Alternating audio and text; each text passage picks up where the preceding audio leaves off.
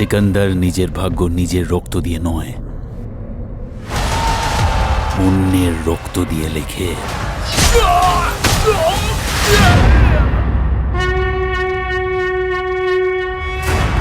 খ্রিস্টপূর্ব ৩৫০ শতাব্দীতে ভারতবর্ষ একটি সমৃদ্ধশালী দেশ ছিল, যাকে বলা হতো সোনার খনি।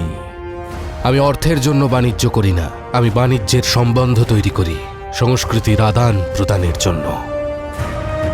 কিন্তু তার দিকে বিদেশিদের কুদৃষ্টি পড়ল। খুব তাড়াতাড়ি তোমার মাতৃভূমি আমাদের ফার্সিদের পদতলে থাকবে। শত্রু অভ্যন্তরীণ হোক বা বহিরাগত, পুরু রক্ষক হয়ে দাঁড়িয়ে থাকবে। আমাদের আত্মকলহ বিদেশিদের আমন্ত্রণ জানাবে, সেটাই হলো। পৃথিবী আমার ভয়ে কাঁপবে। তোমার মাতৃভূমি এবার আমার মুষ্টিবদ্ধ হবে।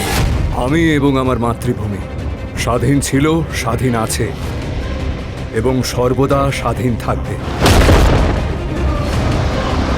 যে ক্ষত দিয়েছে তাকে আপনি মৃত্যু দিন। এই ছলনার উত্তর বাহুবলেই দেব। ভারতে রাজত্ব করবে আলেকজান্ডার। আমাদের দেশের জন্য লড়তে হবে। মাথা কাটবে, না হলে মাথা নত হবে, কিন্তু সিকান্দার লক্ষ্য ভ্রষ্ট হবে না।